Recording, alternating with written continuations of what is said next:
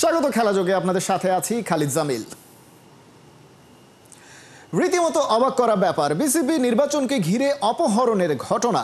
4 ক্লাবের মালিকানা নিয়ে সমস্যা সমাধানে শুনানিতে হাজির হওয়ার পর তুলে নিয়ে যাওয়া হয়েছে তানভীর আহমেদকে। পরে তাকে উদ্ধার করা হয়, গুলশান থানা পুলিশ সেই কাজটি করে। মঙ্গলবার 4 ক্লাবের মালিকানা নিয়ে দ্বন্দ্ব সমাধানে আবারও শুনানি হবে।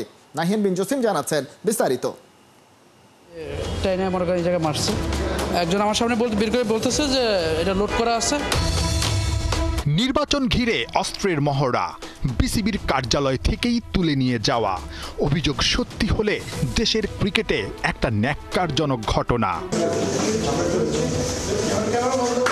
বিসিবি নির্বাচন অক্টোবরের শুরুতেই, কিন্তু এখনো 4 ক্লাবের কাউন্সিলরশিপ আটকে আছে মালিকানা দ্বন্দ্বে। তাই দুই পক্ষকে নিয়ে বসে সমাধানে আসতে সাবেক বিচারপতি গোলাম হায়দারের নেতৃত্বে সোমবার দুপুরে শুনানি হবার কথা ছিল গুলশানের নাভানা টাওয়ারে বিসিবির পুরাতন কার্যালয়ে, যেখানে থাকার কথা 4 ক্লাবের মালিকানা দাবি করা তানভীর আহমেদ আর ওই 4 ক্লাবের প্যাট্রন দাবি করা লোকমান হোসেন ভূঁইয়ার। যথাসময়ে সেখানে হাজিরও হন তানভীর, কিন্তু এরপরই অস্ত্রের মুখে তাকে অপহরণ করে নিয়ে যায় অজ্ঞাতনামা 15 থেকে 20 জন। আমার এই যে টাইনে এই জায়গায় মারছে, তারপর হচ্ছে যে আপনার পাঞ্জাবি টাইনে ধরে আমাকে প্রায় অস্ত্র ছিল। হ্যাঁ, একজন আমার সামনে বের করে বলতেছে যে এটা লোড করা আছে, কি বলে একটা জানি লক করা নাই, লোড করা আছে, এটা লক করে দেশ নাই। তো এটা বলে আমাকে সিঁড়ি দিয়ে নিচে নামায় নিয়ে গেছে। তো নিচে নামার সময় ঘাড়ে ধরছিল, তাই বলছি আমি রোজা রাখছি, আপনি ধরে আমি আস্তে আস্তে হাঁটতেছি। তানভীরের অপহরণের খবর শোনার পরই বিসিবিতে অস্থির অবস্থায় দেখা যায় প্রেসিডেন্ট আমিনুল ইসলামকে। দ্রুত উদ্ধার করতে ব্যবস্থা নেন সব রকমের। শেষ পর্যন্ত বিকেলে তানভীর আহমেদকে উদ্ধার করে গুলশান থানা পুলিশ। নিচে নামাইছে, ওরা নিচে নামানোর পরে মনে করেন যে অনেক লোকজন ছিল নিচে, পাশে আবার নিয়ে আমার নামে হাঁটায় নিয়ে যেতেছে। সামনে পাপ্পু ভাই ছিল দাঁড়ানো, একটা দোকানে মাস্ক পরা দাঁড়া ছিল। তো ওরা জিজ্ঞেস করলো, পাপ্পু ভাইরে জিজ্ঞেস করছে যে আমরা কোন জায়গায় নিয়ে যাবো তানভীরকে, মানে ডিরেকশন চাইতেছিল যে কোন জায়গায় নিয়ে যাবো। তো উনি ওদেরকে কী বলছে আমি তো জানি না, আমাকে হাঁটায় একবার তিতুমির কলেজের 2nd গেটের সামনে নিয়ে গেছে। ওরা 2nd গেটের সামনে নিয়ে প্রায় আপনার 40 মিনিটের মতো আটকে রাখছে। আটকে রাখার পরে একটু পরে একজন লোক আসছে যে বলতেছে, ভাই আপনি ভালো মানুষ, আমরা বুঝতে পারছি।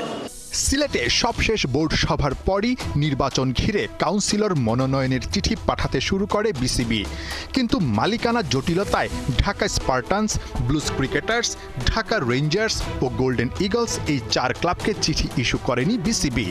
গত বছর 26 সেপ্টেম্বর বিসিবিতে দেওয়া চিঠিতে নিজেকে 4 ক্লাবের প্যাট্রন দাবি করেন লোকমান হোসেন ভূঁইয়া। যদিও তদন্ত করে মূল মালিক হিসেবে তানভীর আহমেদকে মালিকানা বুঝিয়ে দেন তখনকার বোর্ড সভাপতি ফারুক আহমেদ। আজকে তো হচ্ছে যে আমি যদি যাই ওই জায়গায় আমার ক্লাবের কাগজপত্র, সব অরিজিনাল কাগজপত্র তো আমার কাছে। আর জাজ হচ্ছে যে ওই কাগজে লিখে দিয়েছে যদি কোনো পক্ষ যদি আজকে উপস্থিত না থাকে, আমি আপনাকে দিয়ে দিচ্ছি ওই বোর্ড থেকে যে নির্দেশনা দিয়েছে, ওইতে লেখা আছে যদি জাজ যদি আজকে যায়, যদি কোনো পক্ষ যদি উপস্থিত না থাকে, তাহলে একতরফাভাবে মানে ওনাদের বিপক্ষে রায় চলে যাবে। যে জন্য হচ্ছে যে ওরা চাচ্ছিল যে আমি যাতে ওই জায়গায় উপস্থিত না থাকতে পারি। উপস্থিত না থাকলে তো আমি অ্যাবসেন্ট কারণে মনে করেন জাজ ওনাদের পক্ষে রায়টা দিবে, এরকম একটা প্ল্যান ছিল তো ওনাদের। মঙ্গলবার আবারও লোকমান হোসেন ভূঁইয়া আর তানভীর আহমেদকে নিয়ে শুনানি হবার কথা, কিন্তু তানভীরের অভিযোগ সেখানে হাজিরি না হতে তাকে এখনো চাপ দিয়ে যাচ্ছে একটা পক্ষ। আমি তো এখন যাচ্ছি যে এখনই মনে করেন যে গিয়া বাসা পৌঁছতে পারবো কিনা, এটা তো একটা সন্দেহ আমার। ইভেন তারা আমার তো হুমকি দিচ্ছে, আমি যদি মনে করেন যে আবার এই জায়গায় আসি তাহলে আমার জন্য সমস্যা হবে। তারা এটা বলে দিচ্ছে যে আপনি যদি আবার যান ওই জায়গাতে তাহলে আপনার জন্য এটা সমস্যা হবে। ইভেন আমার ফ্যামিলির ব্যাপারেও মনে করেন তারা বলছে যে আপনার বাসা চিনি আমরা, আপনার ফ্যামিলিরও ক্ষতি করবো আমরা।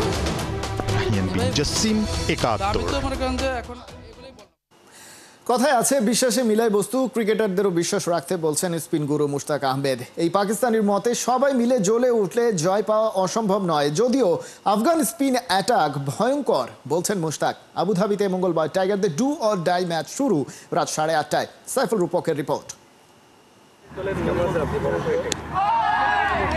টাইগাররা ফিল্ডিং প্র্যাকটিস করছেন, শেখ মেহেদির কথা মনে পড়লো, কারণ সবশেষ ম্যাচে শ্রীলঙ্কার বিপক্ষে তিনি ইজি একটা ক্যাচ ছেড়েছেন।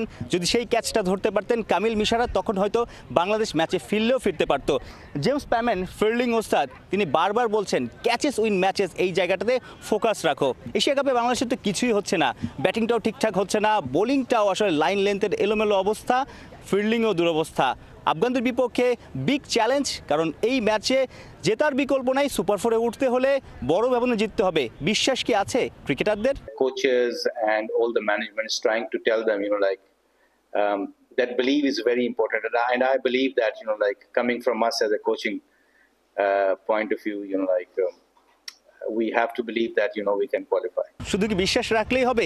স্কিল দেখিয়ে পারফর্ম করতেও তো হবে। প্রতিপক্ষ শিবিরে বা প্রতিপক্ষ স্কোয়াডে তো বিশ্বমানের একাধিক স্পিনার আছেন। রাশিদ খান, মোহাম্মদ নবী, গজনফর, মুজিব, নূর আহমেদ, কমপক্ষে 3-4 জন স্পিনার খেলবেন। তাদের বিপক্ষে বাংলাদেশের মিডল অর্ডার ব্যাটাররা কি ছন্দময় ব্যাটিং করতে পারবে, কাউন্টার অ্যাটাক করতে পারবে? They are very good with the spin department and middle overs especially. If we can counter that middle overs well and score decent score on the board, so I think we can challenge, because our bowling unit is also very good. So I am more concerned about middle overs. প্রশ্ন যেমনই হোক, মুস্তাক আহমেদের সব কথাতেই believe, বিশ্বাস শব্দটা আছেই। তিনি নিজে বিশ্বাস করেন, ক্রিকেটারদেরও বিশ্বাস করতে বলছেন, আমাদেরকেও বলছেন এই দলের উপর বিশ্বাস রাখো। কিন্তু এই দলের উপর বিশ্বাস রাখা যায় কিভাবে? পাওয়ার হিটিং কোচ জুলিয়ান উডের তালিম নিয়েছে, ছক্কা প্র্যাকটিস করেছে, চলতি বছরে এত ছক্কা হাঁকিয়েছে, কিন্তু এশিয়া কাপে আসার পরই যেন সব পাল্টে গেল। 2 ম্যাচে কেবল 3টা ছক্কা, অথচ এই আফগানিস্তান দলই প্রথম ম্যাচে 10টা ছক্কা হাঁকিয়েছে। এই দলের উপর বিশ্বাস রাখা যায় কিভাবে?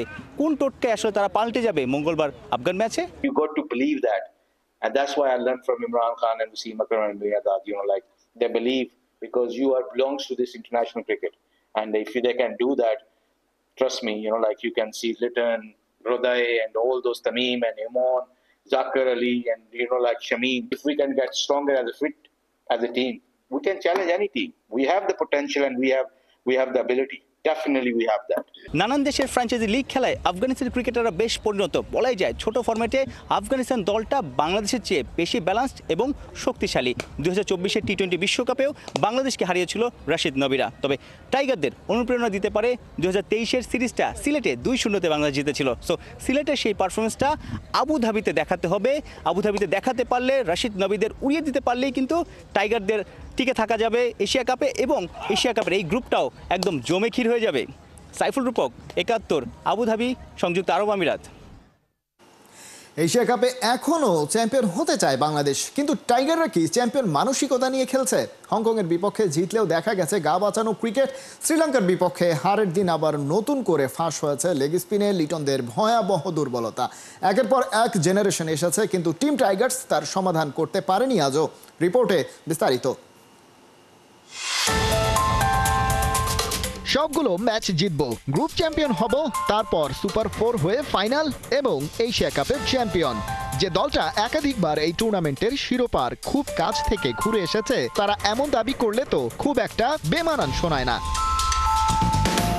কিন্তু বাস্তবতা হলো এশিয়া কাপে যে সাফল্য গাথা, তা গুটি কয়েক টাইগার ক্রিকেটারের ব্যক্তিগত পারফরমেন্সের উপর ভর করেই। এর বাইরে আগাগোড়াই দলটা পিওর মিডিওকার চিন্তাধারার, যে মধ্যবিত্ত কখনো ঝুঁকি নিতে চায় না, গা বাঁচিয়ে খেলে যায় সেফ সাইডে। তাতে গর্তে পড়া আটকানো যায় বটে, তবে ল্যান্ডস্লাইড ভিক্টরি কখনো পায় না ওরা। তাই হয়তো আজও কোনো আন্তর্জাতিক ট্রফি নেই টাইগারদের ঝুলিতে। হংকং ধারে ভারে বাংলাদেশের চেয়ে বেশ পিছিয়ে। সেই মৌকা কাজে লাগিয়ে বাংলাদেশের উচিত যতটা সম্ভব নিজেদের নেট রান রেট বাড়িয়ে নেয়া, এমনটাই ছিল অ্যানালিস্টদের মত। কিন্তু সেই পথে না হেঁটে মিডিওকার আচরণ করে বাংলাদেশ। বুঝে শুনে সেফ সাইডে খেলে ম্যাচ জেতে সাহস দেখাতে গিয়ে যদি হেরে যায়, এই ভূতি হয়তো ভর করেছিল ওদের ওপর। কিন্তু যারা সাহসী নয়, তাদের সাথে থাকে না ঈশ্বরও। কপালের কি ফের, হংকংয়ের বিপক্ষে নেট রান রেট বাড়িয়ে নেয়নি বাংলাদেশ, কিন্তু একই কাজ লিটনদের বিপক্ষে ঠিকই করে রেখেছে শ্রীলঙ্কা। তাতে 2 কুলি হারিয়ে এখন সমীকরণের মহাসাগরে টাইগাররা। দিন মাস বছর যায়, জেনারেশনের পর জেনারেশন আসে, কিন্তু মানসিকতায় আসে না পরিবর্তন। যেভাবে পাল্টায় না টাইগারদের লেগ স্পিন দুর্বলতা। একটা টেস্ট প্লেয়িং নেশন এই বিশেষ দুর্বলতা এত বছরেও কাটিয়ে উঠতে না পারা কেমন প্রফেশনালিজম। এবারের এশিয়া কাপে লঙ্কানদের বিপক্ষে আগাগোড়াই ব্যাটিংয়ে তেমন সুবিধা করতে না পারা বাংলাদেশ মূলত ফাঁদে পড়েছে ওয়ানিন্দু হাসারাঙ্গার স্পেলে। রান চেক দেওয়ার পাশাপাশি ভাইটাল মোমেন্টে তুলে নিয়েছেন লিটন দাস আর শেখ মেহেদীর উইকেট। অথচ লেগ স্পিনারদের এগেনস্টে বরাবরই টাইগারদের হাঁটু কেঁপেছে। হাসারাঙ্গা সেই হিসেবে বেশ কমই সফল। টি-20তে 5 ম্যাচে 8 উইকেট। একই ফরম্যাটে রশিদ খান 11 ম্যাচ থেকে তুলে নিয়েছেন বাংলাদেশের 22 উইকেট। অ্যাডাম জাম্পা টাইগারদের বিপক্ষে বল করেছেন 3 ম্যাচে, পেয়েছেন 5 উইকেট। আর ইকোনমির অবস্থাও লঙ্কান লেগের বিপক্ষে রান বের করতে পারলেও বাকি দুজনের ক্ষেত্রে অবস্থা ভয়াবহ। কিন্তু মিডল ইস্টের উইকেটে তো হাসারাঙ্গা বরাবরই ইফেক্টিভ। 15 ম্যাচে 27 উইকেট, ইকোনমিটাও হাতের নাগালেই রাখতে পেরেছেন। আরও একটা মজার পরিসংখ্যান, হাসারাঙ্গা বাংলাদেশের বিপক্ষে যে কটা টি-20 ম্যাচ খেলেছেন তার মধ্যে কেবল একটাতেই হেরেছে শ্রীলঙ্কা, সেটাও এশিয়ার বাইরে ডালাসে টি-20 বিশ্বকাপের ম্যাচে। শ্রীলঙ্কার মাটিতে কদিন আগে যে সিরিজে জিতে স্বস্তির ঢেকুর তুলেছিল বাংলাদেশ, সেখানে ইনজুরির কারণে ছিলেন না এই হাসারাঙ্গা। এমন একজন বোলারের বিপক্ষে বাংলাদেশের বিশেষ কোনো পরিকল্পনা কি ছিল? থাকলেও সেটা বাস্তবায়ন করা গেছে কি? প্রশ্ন অনেক, উত্তর বোধ হয় নাই। খালিদ জামিল, ৭১। রাজশাহীতে রেডি দারুণ পেয়েছে, তবে ব্যাটারদের খেলা হচ্ছে মিস। উইকেট বিবেচনায় বিপিএল এর দারুণ ভেন্যু হতে পারে সাব্বির শান্তদের ঘরের মাঠ। দল মালিকদের কপালে আপাতত চিন্তার ভাঁজ, 2 দিনে হয়নি কোনো কাজ। পরপর 2 ম্যাচ ভেসে গেছে বৃষ্টিতে, ক্রিকেটাররাও পার করছে অলস সময়। কেমন হবে ন্যাশনাল ক্রিকেট লিগের বাকি ম্যাচ? রাজশাহী থেকে বিস্তারিত জানাচ্ছেন আবু নাইম। রাজশাহীর উইকেটের প্রশংসা না করে উপায় কই? এনসিএল এর প্রথম দিনে ঘরের মাঠে রাজশাহী ডিভিশনের ব্যাটাররা 30 বল পেয়েই করেছে 60 রান। 15 বলে 33 রানের ইনিংসে সাব্বির রহমান রুম্মন একাই হাঁকিয়েছিলেন 3 ছক্কা। এমন ব্যাটিং পিচের স্বপ্নই তো দেখে ব্যাটাররা, কিন্তু আফসোস এই পিচের সঠিক ফায়দা নিতে পারছে না ক্রিকেটাররা। বাগড়া বাঁধিয়েছে বেরসিক বৃষ্টি। প্রথম দিনে 5 ওভার ব্যাটিং করেছে 2 দল। 30 বলে 60 রান করেছিল রাজশাহী। 23 বল খেলে ঢাকা মেট্রো তা চেঞ্জ করে ম্যাচ জিতেছে। ব্যাটিং এর জন্য কতটা আদর্শ এই পিচ তা বোধহয় ছোট্ট এই পরিসংখ্যান থেকে আন্দাজ করে নেওয়া যায়। এমন পিচে দীর্ঘ সময় ব্যাটিং করে বিপিএল এর প্রস্তুতি নেওয়ার সুযোগটা প্রথম 2 দিনে হারিয়েছে শান্ত নাইম শেখরা। তবে আশা বেঁচে আছে এখনো। বিপিএল মাঠে গড়ানোর আগে এনসিএল ছিল ট্রায়াল, কিন্তু এখানেই বেঁধেছে বিপত্তি। পুরো 20 ওভারের একটা ম্যাচ আয়োজন করা যায়নি 2 দিনে। প্রথম দিন কাটেল ওভারের ম্যাচ, দ্বিতীয় দিনের 2 ম্যাচই কল্ড অফ। নানা প্রতিবন্ধকতার মধ্য দিয়ে যাচ্ছে এনসিএল এর রাজশাহী পর্ব। যে আশা নিয়ে এই লিগ আয়োজন করেছে বিসিবি, সে আশায় খানিকটা গুড়ে বালি পড়েছে প্রথম ধাপে। রাজশাহী পর্বে হাতে আছে আরো 4 দিন। অন্তত এই সময়টায় ভালোই ম্যাচ শেষ হলেই হয়। কথা ছিল 20-20-40 ওভারে শেষ হবে রাজশাহীর ম্যাচ ডে, কিন্তু বৃষ্টির কারণে বগুড়ার ম্যাচও হবে রাজশাহীতে। 4 ছক্কায় মেতে ওঠার কথা ছিল এই স্টেডিয়াম, কিন্তু সেসবের কিছুই হচ্ছে না। আর এতে খানিকটা চিন্তায় পড়তেই পারে বিপিএল এর দল মালিকরা। এই এনসিএল এর পারফরমেন্স দেখেই তো প্লেয়ার কেনার কথা ছিল। প্রথম 2 দিনে দল মালিকদের সেই হোমওয়ার্কের ফল শূন্য। তবে আশার খবর আছে, বগুড়ার শাহিও যদি ম্যাচ খেলার জন্য আনফিট হয় তাহলে খেলা গড়াতে পারে সিলেটে। দেখা যাক ন্যাশনাল ক্রিকেট লিগ টি-20-র বাকি ম্যাচগুলোর গল্প কেমন হয়। আবু নাইম, ৭১, রাজশাহী। ফুটবল জাদুতে কিশোরগঞ্জে মুগ্ধতা ছড়াচ্ছেন এক বিস্ময় বালক। 10 বছর বয়সে সবার মুখে মুখে তার নাম। কেউ তো ভালোবেসে ডাক নাম ম্যারাডোনাও দিয়েছেন। কে এই ফুটবল ম্যাজিশিয়ান, যার স্কিল দেখে স্বয়ং ছুটে গেছেন বিএনপির প্রতিনিধি দল? কিশোরগঞ্জ প্রতিনিধি সালেক হোসেন রনির পাঠানো তথ্য চিত্রে বাকিটা জানাচ্ছেন হাসান সজীব। পায়ে পায়ে ঘন্টার পর ঘন্টা, কখনো এক পায়ে তো কখনো 2 পায়ে, কখনো আবার পিঠে বল রেখে ফুটবলকে যেন নিজের সঙ্গী বানিয়ে ফেলেছে এ বিস্ময় বালক। বল তার কথায় চলে, তার ইশারায় ঘোরে। অবাক হয়ে আশপাশের মানুষ প্রশ্ন করে, একটা শিশু নিখুঁতভাবে বল নিয়ন্ত্রণ কি করে করতে পারে? কেউ তো বলেই ফেলছে সবই জাদুমন্ত্র। শফিকুল ইসলাম জিসান কিশোরগঞ্জের এক খুদে ফুটবল জাদুকর। বয়স মাত্র 10 বছর, পড়ছে 5ম শ্রেণীতে।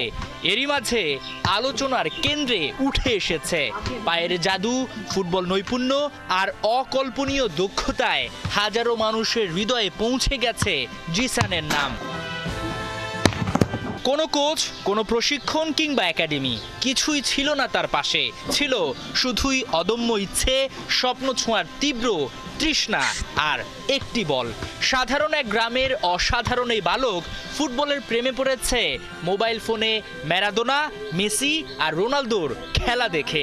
ইউটিউবে আমি দেখছি যে মেসি, রোনালদো এরা কত স্টাইল, এরা কারো বল লেখে গঞ্জি করলে মাথা বল বাঁধা, কত কাটিং আছে, এগুলো দেখে দিন না সবসময় এইগুলো প্র্যাকটিস। জিসানের এই অসাধারণ প্রতিভা দেখে এলাকাবাসীর বিশ্বাস, যদি একটু সহায়তা, সঠিক প্রশিক্ষণ আর ভালো পরিবেশ পায়, তবে এই ছোট্ট ছেলেটাই একদিন গায়ে জড়াতে পারবে লাল সবুজের জাতীয় জার্সি, হতে পারে আগামী দিনের বাংলাদেশের ফুটবল গর্ব। যদি সরকার তার প্রতি দৃষ্টি রাখে এবং আমরা যদি তার জিসানকে যত্ন নিতে পারি, তাহলে আমি মনে করি দেশের মুখ উজ্জ্বল করবে। নজরে না আনলে অকালে হারিয়ে যাবে একটি নক্ষত্র। এর আগেও তো এমন অনেক গল্প উপন্যাস হয়ে ওঠার আগেই হারিয়ে গেছে বাস্তবতার ভিড়ে। কিন্তু এবারে তা হতে দিতে চায় না বাংলাদেশ জাতীয়তাবাদী দল বিএনপি। জিসানের ফুটবল প্রতিভা হৃদয়ে ছুঁয়ে গেছে ৮,০০০ কিলোমিটার দূরে থাকা বিএনপির ভারপ্রাপ্ত চেয়ারম্যান তারেক রহমানের। কিশোরগঞ্জে পাঠিয়েছেন প্রতিনিধি দল। তারেক রহমানের নির্দেশে সোমবার জিসানের বাড়িতে ছুটে যান ঢাকা মহানগর উত্তর বিএনপির আহ্বায়ক ও ক্রীড়া বিষয়ক সম্পাদক আমিনুল হক। করা হয় আর্থিক সহায়তাও। যেখানেই আমরা প্রতিভাবান খেলোয়াড় দেখব, সেখানেই আমরা মাননীয় ভারপ্রাপ্ত চেয়ারম্যান জনাব তারেক রহমানের পক্ষ থেকে তাদের কাছে ছুটে যাব এবং তাদের সকল দায় দায়িত্ব ইনশাআল্লাহ আমরা নিব। এমন আশ্বাসে জিসানও নতুন করে স্বপ্ন দেখছে লাল সবুজ জার্সি গায়ে জড়ানোর। হাসান সজীব, ৭১।